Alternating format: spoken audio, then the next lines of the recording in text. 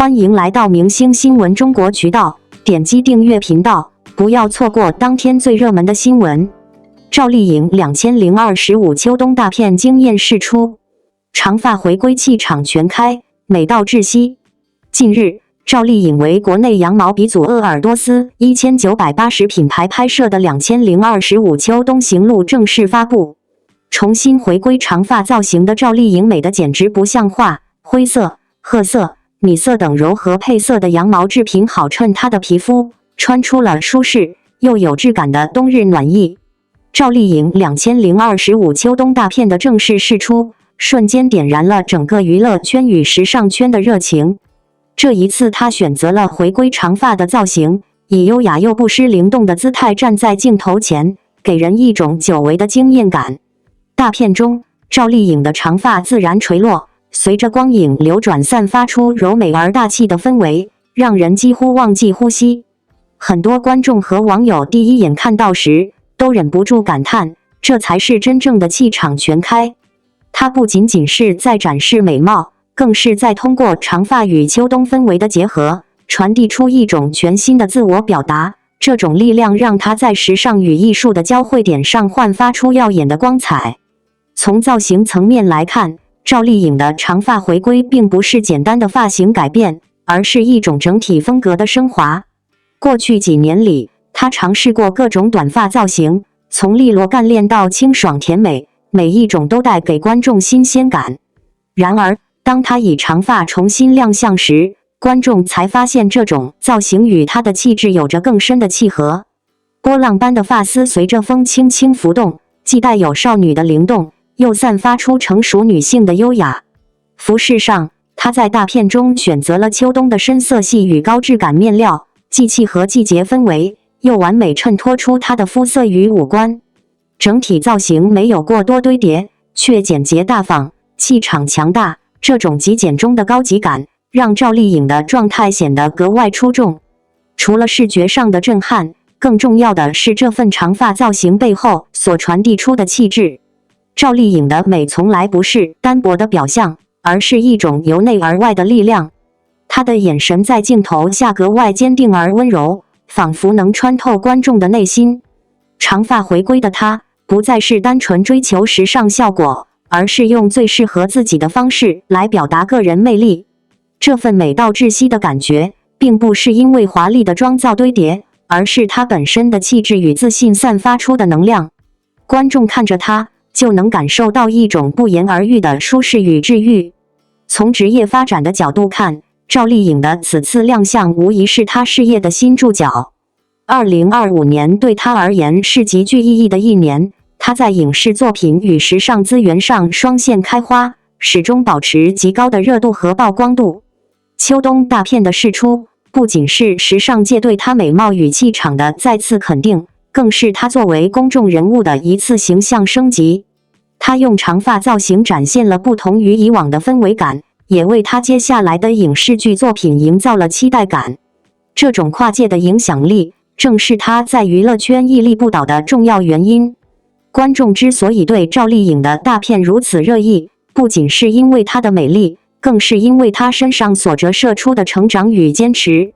出道多年，她从一个没有背景的普通女孩，凭借一步步努力，走到今天的顶流地位。她的每一次亮相，都是在用实力证明自己。这一次的长发回归，也可以被看作是她对自我审美的一次重新诠释。她告诉观众，美丽不等于单调，而是不断探索，不断突破，找到最适合自己的状态。赵丽颖能够美到窒息，是因为她背后有着无数日夜的磨练与沉淀。对粉丝来说，这组秋冬大片不仅仅是一场视觉盛宴，更是一种精神上的鼓励。赵丽颖身上那种坚韧与温柔并存的特质，总能给人带来力量。在快节奏的生活中，人们很容易被焦虑和不安包围，而赵丽颖用她的笑容与气场，传递出一种松弛感与笃定感。她用实际行动告诉大家，无论身处何种环境，都要学会找到属于自己的美，并勇敢地展现出来。就像她在这次长发大片中表现的那样，真实与自信才是最打动人心的。当下的娱乐圈，女明星们都在寻找属于自己的风格与定位，而赵丽颖早已在多年的沉淀中塑造了独特的个人标签。她没有被潮流所裹挟，而是始终保持自己的步调。长发回归的她，再次证明了经典的力量。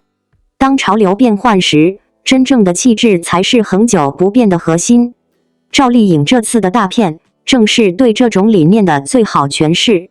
结论上来说，赵丽颖2025秋冬大片不仅是一组照片的呈现，更是一种艺术与精神的融合。她通过长发造型展现出前所未有的气场，让人们看到了一个更具层次感的她。这份美不仅停留在视觉上，更打动人心。赵丽颖用她的存在诠释了什么叫做优雅而有力，让人明白美丽并不是肤浅的装饰，而是一种态度，一种内在与外在统一的力量。在这里也想对所有关注赵丽颖的观众说，当我们在赞叹她的美貌时，也要看到她背后所付出的努力与坚持。真正的美不是一蹴而就的，而是经过时间与磨砺的积累。赵丽颖的长发回归带给我们的不仅是视觉上的震撼，更是一种精神上的启迪。希望大家都能从她身上汲取力量，在自己的生活中找到属于自己的美丽姿态。哪怕生活中有风雨，也不要忘记让自己保持自信与优雅。就像赵丽颖一样，在每一个时刻都活出最闪耀的自己。王一博版百里，生气都可爱，皱眉间满是孩子气的倔强。王一博饰演的百里，用皱眉生气的反差萌和倔强孩子气，将角色演得鲜活真实。那股怒火中带着天真的任性，像闹脾气的小鹿，让人又爱又恨，心软又心动。从一开始，我就被王一博饰演的百里给狠狠吸引住了。说实话，谁能想到，一个皱着眉头，似乎要发火的样子，竟然会这么戳心呢？那种怒气未满的市场，又带着点可爱，不，应该说是那种逗你玩的倔强感，打得我心咚咚乱跳。这种反差，简直就像是把一个平凡的角色，瞬间变成了一个鲜活而真实的人物。记得青楼那场戏吧？百里面对那个气到不行的场景，我都快笑岔气了。你说他气得脸都皱成包子了，但那股子认真劲儿，居然把逗趣融入到生气里，让你看得醉了。你会觉得这个人怎么就这么真？真到让你觉得他的怒火背后是一种单纯的倔强和不服输的气质，就像个闹脾气的小孩似的。你看他皱眉头，你还能感受到那股子小孩子气的倔强，即使是装出来的，也足够让人心软。说到带着孩子气的脾气啊，真是让人又爱又恨。那种我就是不和你妥协的劲头，不靠威慑，只靠那股子小小的任性，反倒让他看起来更像个活蹦乱跳的小天使。如果不是个武林高手的话，每每看到他那一副将劲十足的模样，总觉得这个角色有点萌得炸裂，但又不失刚毅。其实吧，王一博把这个百里演得真是蛮有意思。一方面，眉头紧锁的样子让人觉得他像个真在生气的高手；另一方面，眼角那一抹你别想哄骗我的调皮，完全背离了威慑的气势。那反差感，不用特意做作，纯粹自然流露，那股子少年气，别提多带感了。你知道，当他挤眉弄眼，装出一副我很凶的模样，看到最后啦，我反而觉得那不是真正的威慑，而是一种逗趣的孩子气。在他身上集聚了那种认认真真的眼神和我不屈服的小脾气，像只小鹿摇摇晃晃站在你面前，逗得你心都软了。哎呀，说不清楚，就是这么种反差美，让人欲罢不能。更别说那种带着点我要坚持到底的固执劲，小百里郎君啊，真是乖乖又可爱，好像天生就带着点倔强的血统，不管遭遇多少苦难，还是会用他独特的方式去表达自己。那股生气的小鲁莽，不光让角色鲜活起来，也让我觉得这份角色的真实立体感，远远胜过那些靠厚脸皮圈粉的套路。可能王一博用他那带点天真又有点倔的眼神，把百里这个角色演得格外有血有肉。那种看似平凡的生气，实际背后藏着强烈的情感，简直就像在告诉你，这个世上谁都可以闹个小脾气，但心里面还是那份坚持不服输的酷劲。我忍不住想象，如果这个角色没有这个反差，没有那份孩子气的倔强，可能就不是真实了吧。正是这份笑中带泪的表达，才让百里变得如此鲜明。我相信世界上也没人能把生气模样的他演得比王一博更入骨。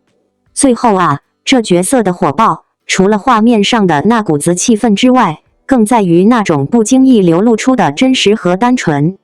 没错，他就像个闹脾气的小孩一样，有点任性，有点孩子气，但偏偏就是这样纯粹，让人觉得极有共鸣。就算你试图去分析，也找不到他真正的脾气标准，因为这正是青春和成长最浓缩的模样，又闹又可爱，反差到极致，却又令人心疼。其实呢，就是喜欢那种带着孩子气的倔强，惹人喜欢的小百里，在他身上能感受到那股怒火中烧与天真无邪的混合体。而王一博把这么个小屁孩演得惟妙惟肖，那份用心无疑是让人心头一软的，怦然心动的。你说这还不够让人爱到深处去？我看啊，这个角色的魅力正是让我们每个人都在心里偷偷认了他，那份真诚，那份不服输，也该是最大的亮点吧。在荧幕上，一个演员能否让观众记住，不仅取决于外形条件和台词功底，更在于他赋予角色的生命力与独特性。王一博饰演的百里就是一个非常典型的例子。当观众提起这个角色时，不仅会想到他在剧情中冷静、坚韧的一面，更会记得那些让人忍不住发笑又觉得格外真实的瞬间，比如他生气时皱眉的样子，威慑力并不强大，反而带着几分孩子气的倔强和小脾气。这种反差感让角色鲜活了起来，也让观众更容易带入其中，感受到一种前所未有的亲近感。很多人会说，演员要塑造一个角色，就必须有足够的层次感。表面的坚毅与内心的柔软，冷酷外表与孩子气的小动作之间的对比，正是角色的亮点。王一博在饰演百里的时候，没有选择走最容易的酷帅强大路线，而是赋予了角色一种立体的质感。观众看到的不仅仅是一个传统意义上冷冽强势的角色，而是一个有脾气、有小情绪、有血有肉的人。这种鲜活的塑造方式来源于演员本身对角色的理解与用心，也正是王一博演技成长的一种印证。王一博的演绎里，皱眉的动作尤其让人印象深刻。他的皱眉并不是那种霸道威严、让人畏惧的模样，而更像是少年人在面对不满或不理解时的下意识反应。这种表演细节恰恰抓住了观众的心，因为它真实，它贴近生活，它让人觉得百里并不是完美无缺的符号，而是像我们身边可能会遇到的某个人，有时候强大，有时候倔强，有时候甚至带着点小脾气。正是这种不完美，构成了角色的可爱与真实。其实，王一博的角色选择和他的表演态度，一直以来都引发过讨论。有人会觉得他总是冷冷的，话不多，但在角色当中，他能通过细腻的表演把情绪传达得很自然。这一点在百里身上体现得尤为明显。他并没有用大幅度的肢体动作来表现愤怒，而是通过眼神、眉宇之间的小小变化，将那份倔强传递给观众。这种低调而克制的表现力，反而更有力量，也更让人觉得真切。观众为什么会觉得百里生气时很可爱？答案其实很简单，因为这种气鼓鼓的状态，并不会让人感到压迫，反而激发了一种保护欲。那种孩子气的倔强，让人想起青春时每个人都会有的冲动与任性。这种代入感，不仅增加了角色的亲和力，也让观众与角色之间建立起了情感上的共鸣。王一博无形中把角色变成了观众的老朋友，而不是冷冰冰的荧幕人物。从演员的角度来看，这种反差感的把握其实并不容易。过于强调孩子气，就容易显得幼稚；过于强调冷酷，又会让角色变得单薄。但王一博恰恰找到了一个微妙的平衡点，他用生动的表演，让百里的倔强看起来合理自然，而不是刻意的卖萌或装酷。这份自然流露的表演能力，是他演技成长的一个新高度，也是他在不断磨练中积累出来的成果。纵观王一博这几年的发展，从舞台到荧幕，他一直在尝试不同类型的角色。他不满足于只停留在偶像光环的舒适区，而是不断挑战自我，突破观众的固有印象。百里的形象，无疑是他在演艺道路上的一次又一次探索。生气可爱，皱眉带着倔强的反差，背后是一位演员对角色的深度挖掘，也是他对观众的负责。在当下这个快节奏的娱乐圈，演员要么依赖综艺曝光来维持热度，要么通过大制作频繁出镜来巩固人气。但王一博选择了一条更难走的路，让作品和角色说话。他深知观众的眼睛是雪亮的，浮夸的表演无法长久，唯有真诚，唯有真实，才能让人记住。百里的生动，就是这种真诚的最好注解。观众喜欢看的，不只是完美无缺的英雄，而是有缺点、有脾气的真实人物。王一博让我们看到，演员并不是要把自己演成一个高高在上的偶像，而是要通过细节去展现角色的立体和真情实感。皱眉时的小倔强，孩子气的小脾气，都是生活中最日常、最自然的情绪，而正因为这份自然，才让角色走进了观众的心里。